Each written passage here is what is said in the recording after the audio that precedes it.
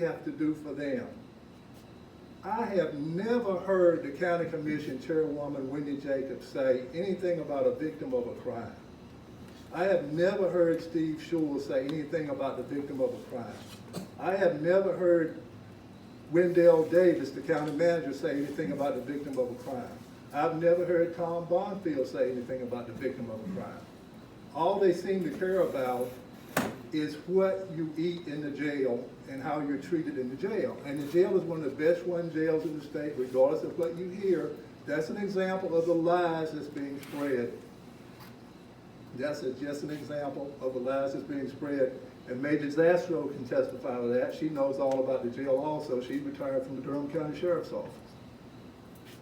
So we have people who are more concerned with the criminals than the victims. The People's Alliance, the main political group that runs Durham now, the People's Alliance, I don't know if you're familiar with them or not. They want, if I shoot you and wound you and rob you, first of all, they don't want you to go to jail. They don't want me to go to jail. Number two, when I have to come to court for shooting you, they want to provide me with transportation and child care. Did you know that? Did you read their little criminal manifesto? That's what they want to do. It's hard to believe. I see Steve Mahias shaking his head. It's hard to believe that they would actually say that. Meanwhile, if I don't make bond, they're upset about that, and I have to go to that mean old Durham County Jail where I get free food, free medical care. On Monday nights, if I have a toothache, I get dental care. I get to go play basketball because I hear them screaming all the time, shooting and playing basketball, and I'm not attacking them. And if I have appendicitis or a pre-existing medical condition, they take care of it.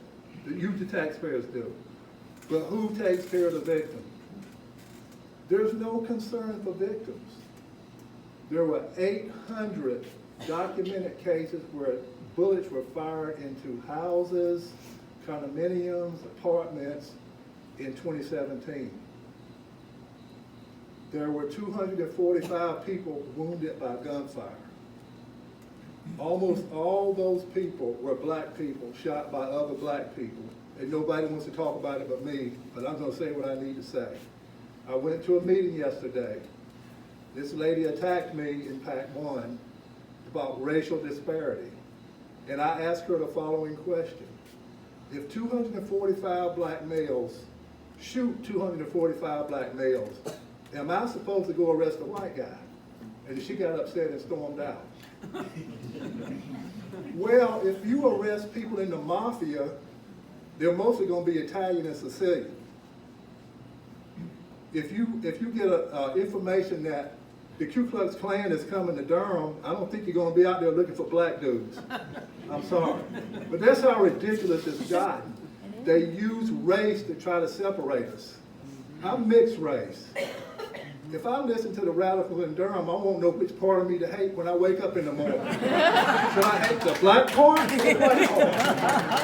Because that's what they're trying to do to you. Yes, they are. That's why they pulled down the statue. They pulled down the statue to create racial turmoil so they can advance their own agenda. And we have people elected to office like you wouldn't believe. The DA said that the person prosecuting the case needs to be the same complexion or color as the person charged with the crime. If that's not pure racism, I don't know what is. And they get away with it, and you can't say anything because they say you're a white racist, and they call me. I went to a meeting with the Human Relations Commission. I got called a white supremacist, a white racist, a Klansman, and an Uncle Tom. I said, damn, I didn't know you could be all of them. But do you think that's going to bother me? I'll tell you what, if I had my way, the epicenter of all the violence in Durham is the drug trade. Almost all the violence is related to drugs in one way or another, even domestic violence, because it's created a culture of violence. In the 1990s, and they were on a special team back there, Milton Mahias again, Jamaican posses, Detroit boys, New York boys, they came to Durham. And instead of shooting people in the butt or the leg, they would shoot them in the head and kill them. They treated women badly. It caused more domestic violence. It created the whole culture declined and became more violent. And that's what we're dealing with now. And if the wrong people get in the office, and the wrong DA has already been elected, but we can watch her, what's going to happen is this place is going to get shot up like you wouldn't believe. Because if there's no consequences for me coming here, if I'm not going to lose any money and I can make a lot of money, then I'm going to move in with my drug cartel or gang, and the people here are not going to like it. There's going to be shootings everywhere, and I'm not just trying to scare you. They're going to shoot each other where they see each other. It may not be in the neighborhood. Violence is like a virus. It spreads. It goes to the schools. It ruins the schools. The kids act out. That's why we have problems with violence in the schools and people not achieving like they should in schools. But this is not something designed to scare you. This is reality. And this is what no one would tell you. The county commissioners, the city council, everybody is controlled by the People's Alliance, including the judges. Judges who let people go, who climb up on a statue and rip it down, and they're found not guilty, just so they can create racial dissension.